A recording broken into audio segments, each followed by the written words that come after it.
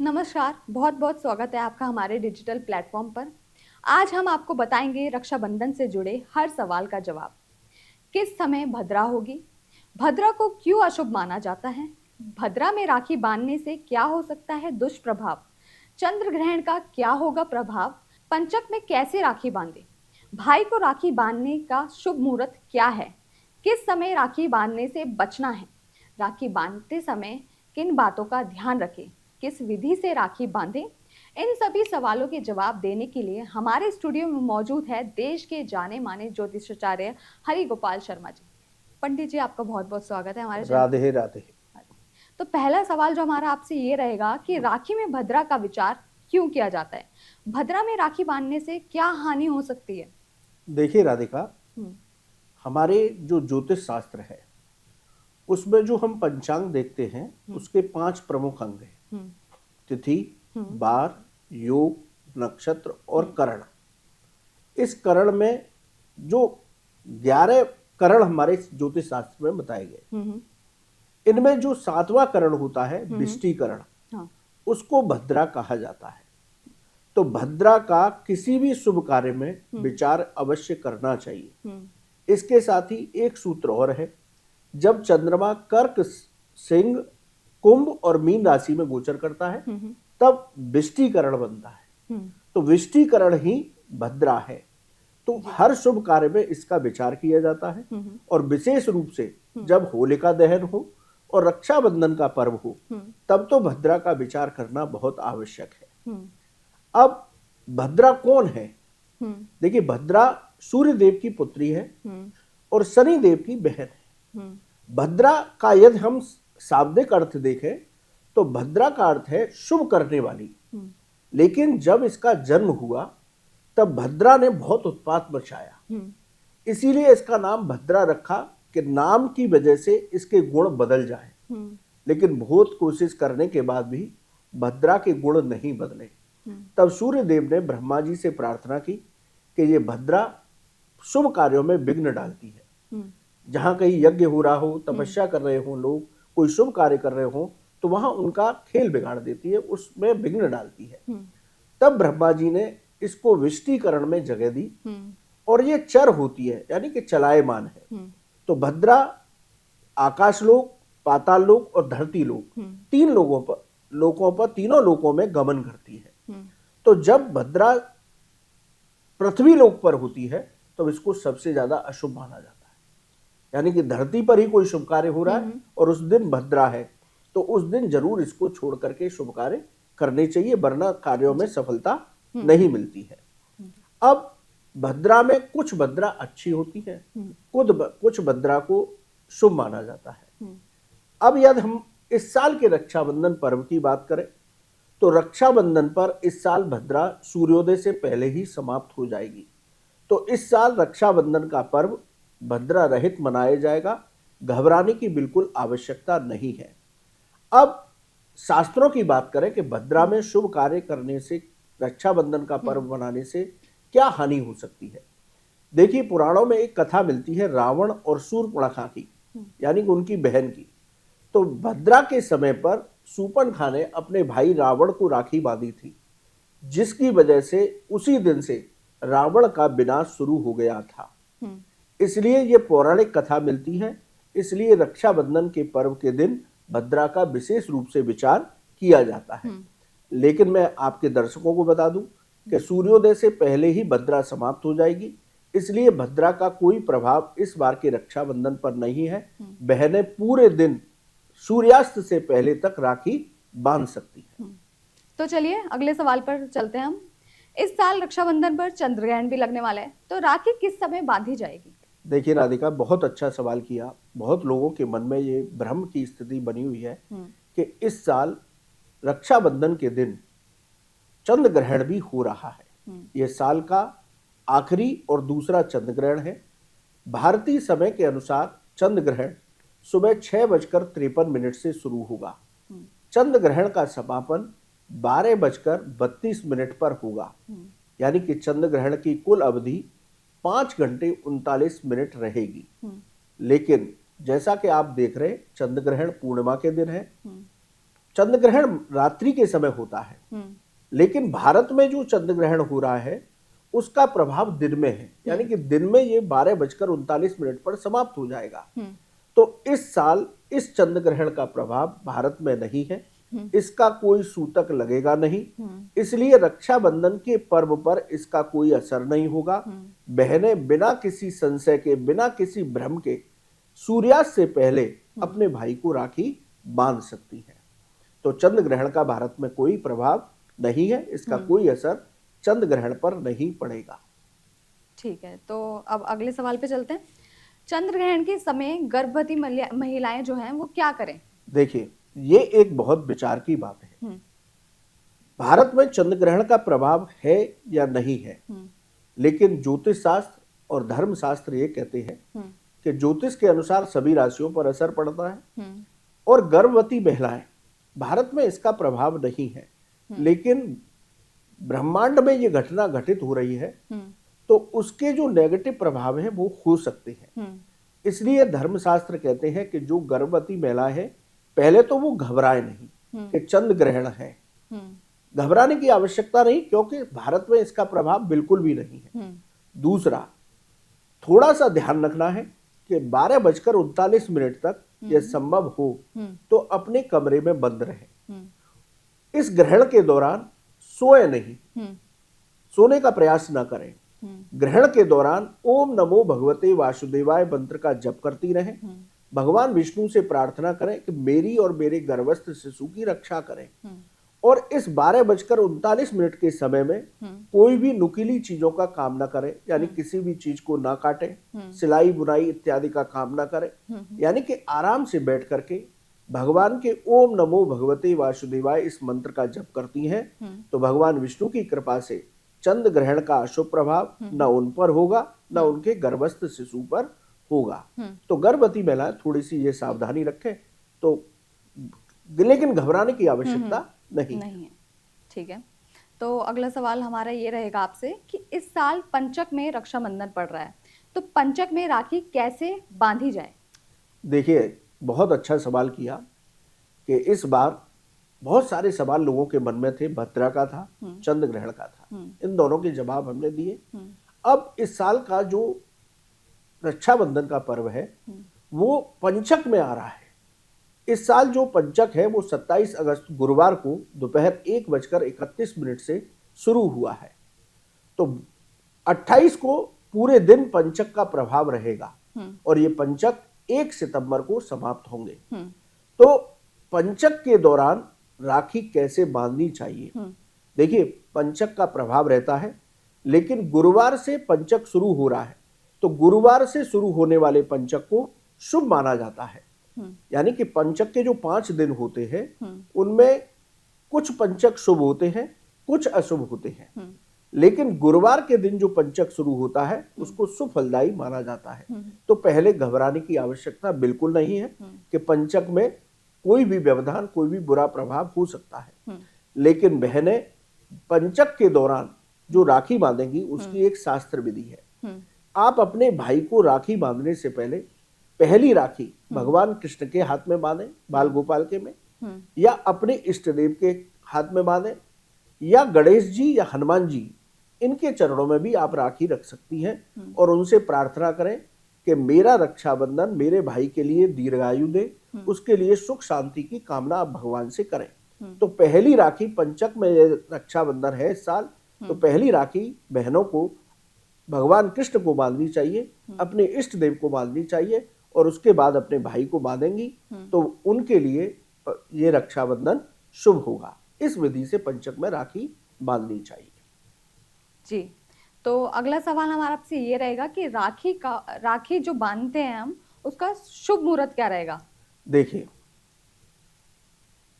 राखी बांधने के लिए मैंने जैसे बताया कि भद्रा का विचार नहीं, चंद्र ग्रहण का विचार नहीं, पंचक में किस विधि से राखी बांधे ये भी हमने जान लिया। अब बात आती है शुभ मुहूर्त की। देखिए राधिका, हम रक्षाबंधन का पर्व पूर्णिमा में मनाते हैं। पंचांग के अनुसार पूर्णिमा तिथि 28 अगस्त को सुबह 9:48 तक रहेगी। तो 9:48 तक यदि आप अपने भाई को राखी बांधती हैं तो ये सबसे उत्तम रहेगा। वैसे सूर्योदय के समय जो तिथि मानी जाती है पूर्णिमा होगी तो उसको सूर्यास्त तक माना जाता है, पूरे दिन माना जाता है। यदि 9:48 तक आप राखी नहीं बांध रही है तो पूरे दिन सूर्यास्त से पहले कभी भी राखी बांधिए, मन में कोई संशय मत रखिए, तो आपका रक्षाबंधन शुभ होगा। तो 9:48 तक विशेष मुहूर्त रहेगा, उसके बाद आप सूर्यास्त तक राखी बांध सकती हैं। ठीक है, तो अगला सवाल हमारा आपसे ये रहेगा, जो 28 अगस्त को राखी पड़ रही है उसको किस समय बांधनी चाहिए, या शुभ अशुभ मुहूर्त, यानी अशुभ मुहूर्त जो है वो क्या है? देखिए राधिका, बहुत अच्छा सवाल है। जैसा हमने बताया कि 9:48 तक बहुत शुभ मुहूर्त रहेगा, सूर्यास्त से पहले तक आप राखी बांध सकती हैं। लेकिन हमारे ज्योतिष शास्त्र में राहु काल का बहुत विचार किया जाता है। हाँ। शुभ कार्यों में राहु काल को निकालकर ही कोई ना कोई कार्य करना चाहिए। राहु काल में कोई भी शुभ कार्य करने से अशुभ फलों की प्राप्ति हो सकती है। इसलिए शुक्रवार के दिन जो राहु काल की बात करें हम, तो सुबह 10:30 बजे से लेकर दोपहर 12 बजे तक, यानी लगभग 1.5 घंटे का जो समय होता है राहु काल का, इसमें बहनें कोशिश करें कि इस मुहूर्त में राखी भूल कर भी ना बांधें।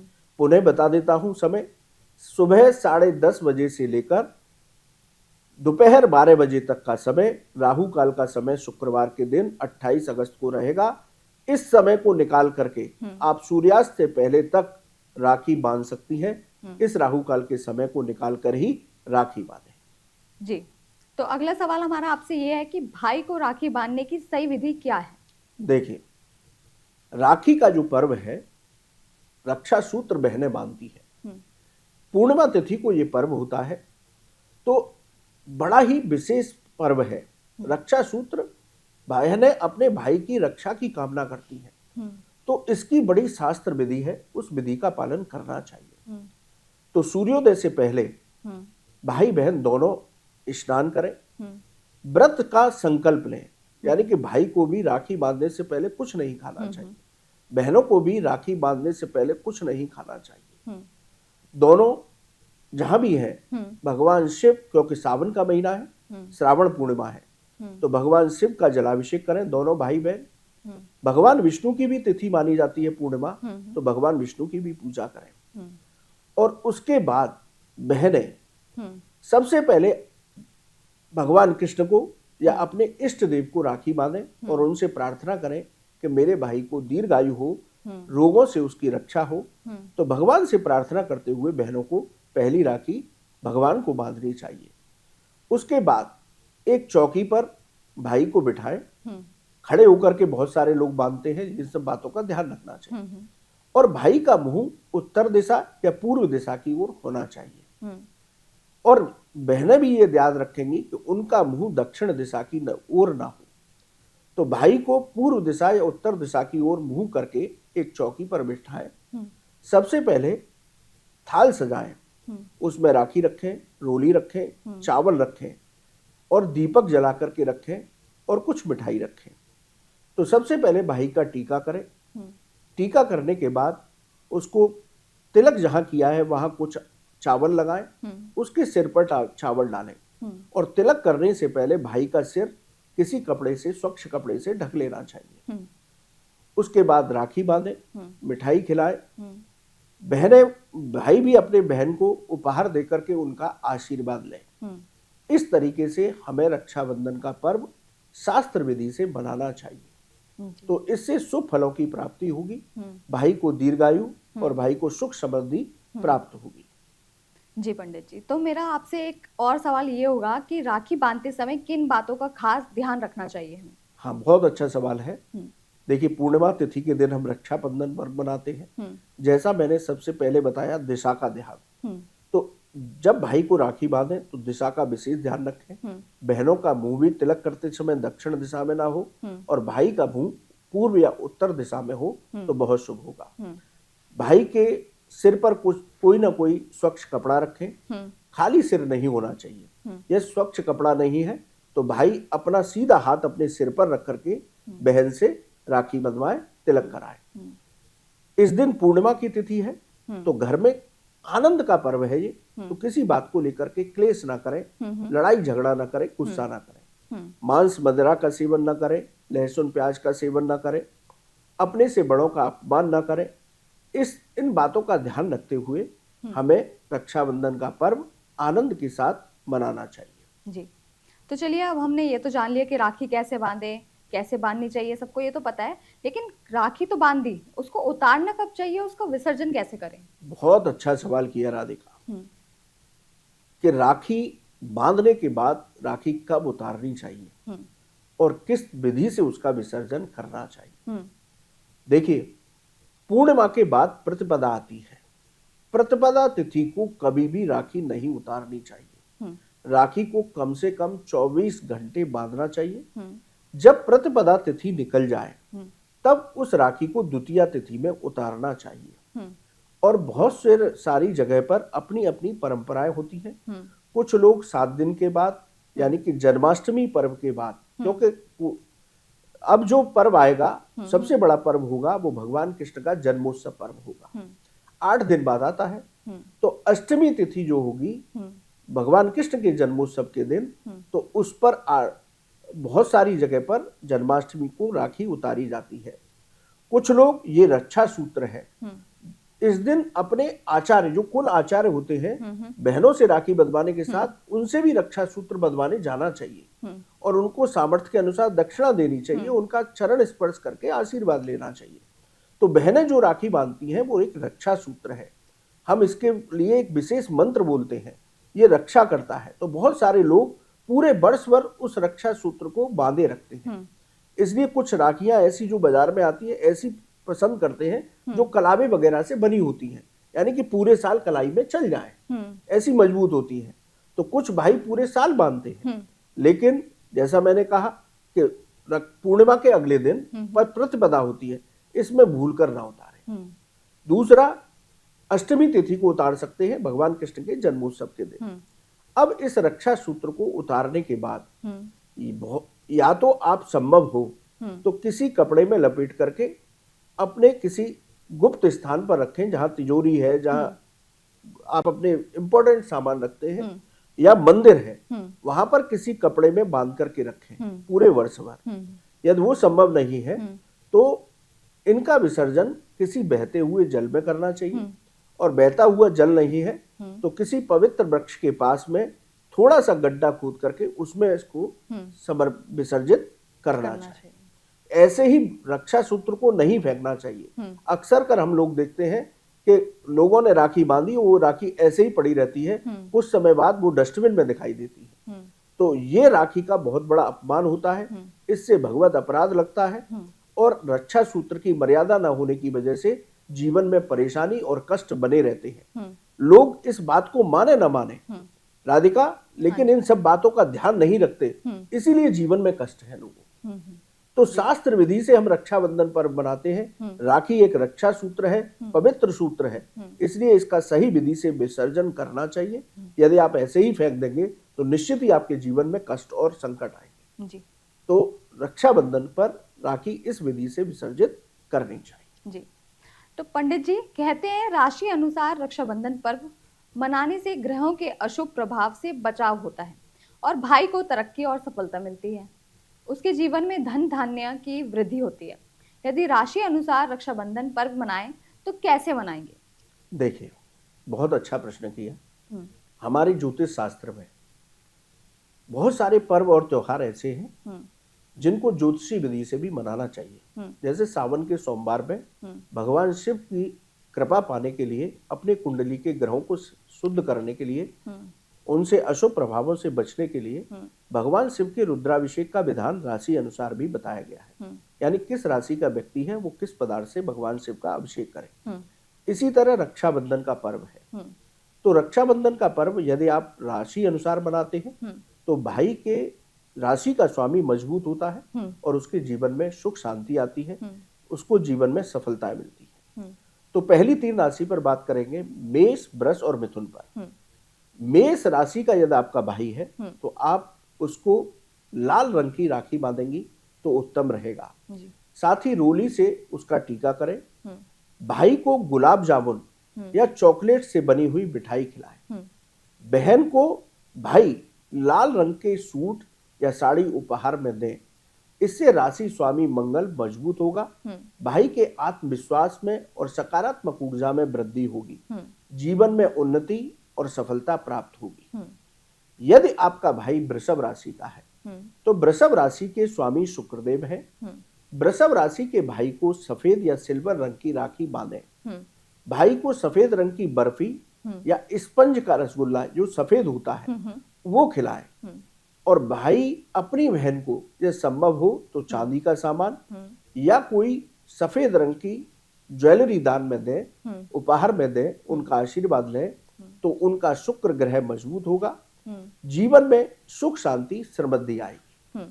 यदि आपका भाई मिथुन राशि का है तो मिथुन राशि के स्वामी बुध देव है।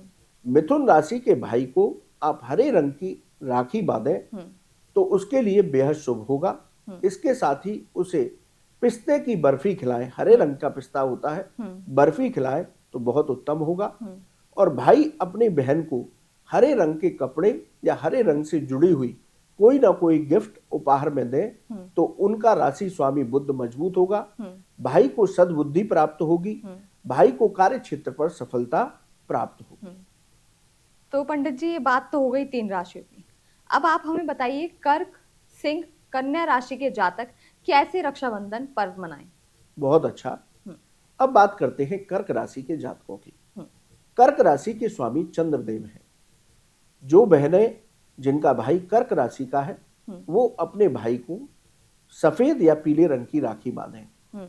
इसके साथ ही दूध से बनी मिठाइयों को उसको खिलाएं। रबड़ी इत्यादि खिला सकती है, सफेद रंग की मिठाई हो।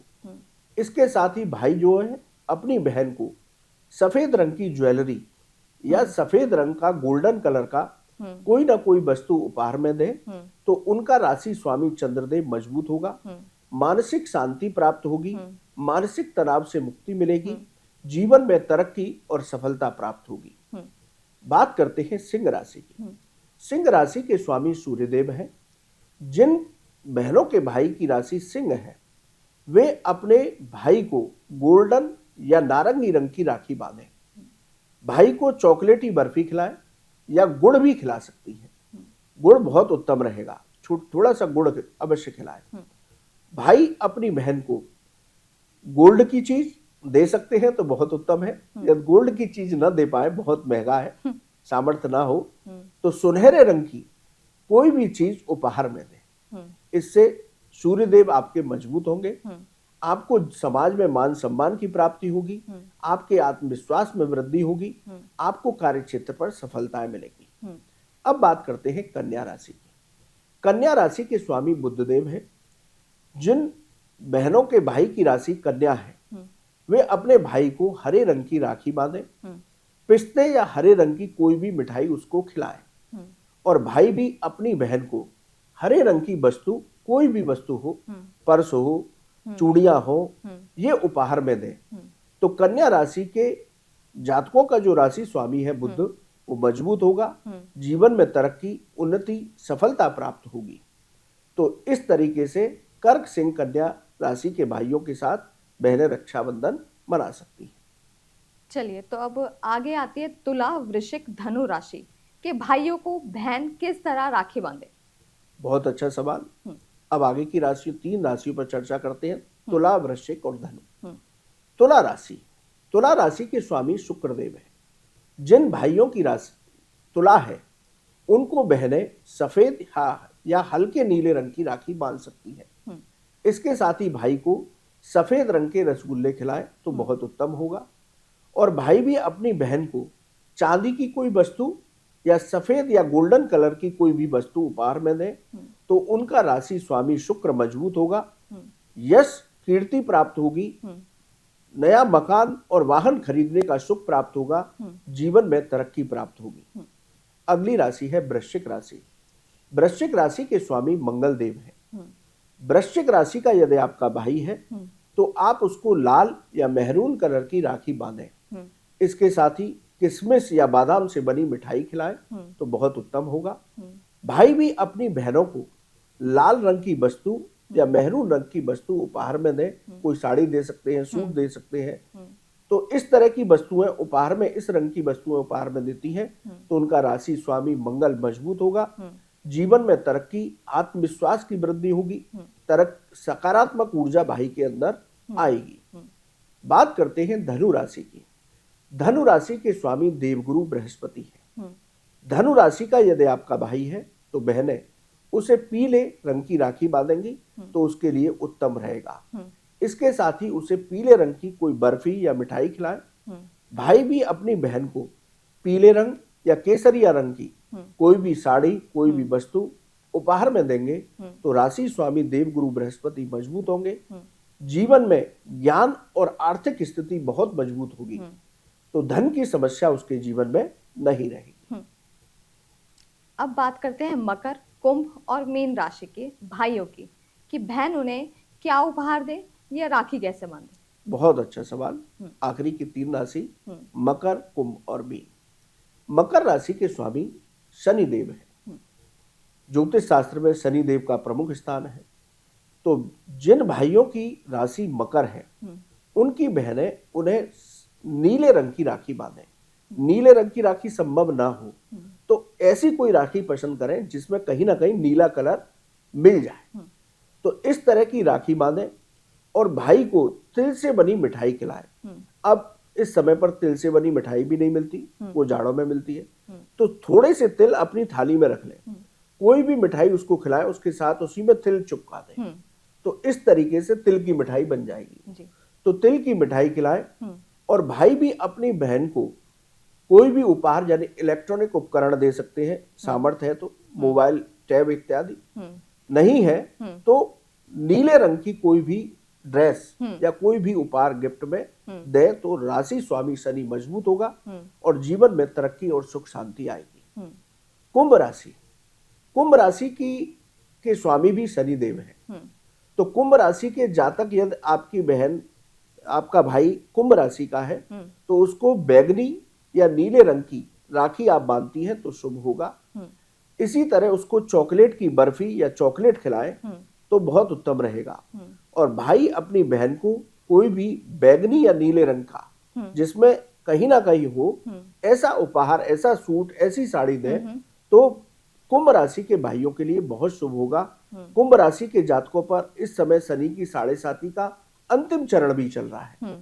तो ये जो इस तरीके से यदि रक्षाबंधन बनाते हैं तो उनके लिए उत्तम रहेगा। 7.5 में भी अशुभ प्रभावों से बचने में शक्ति प्राप्त होगी।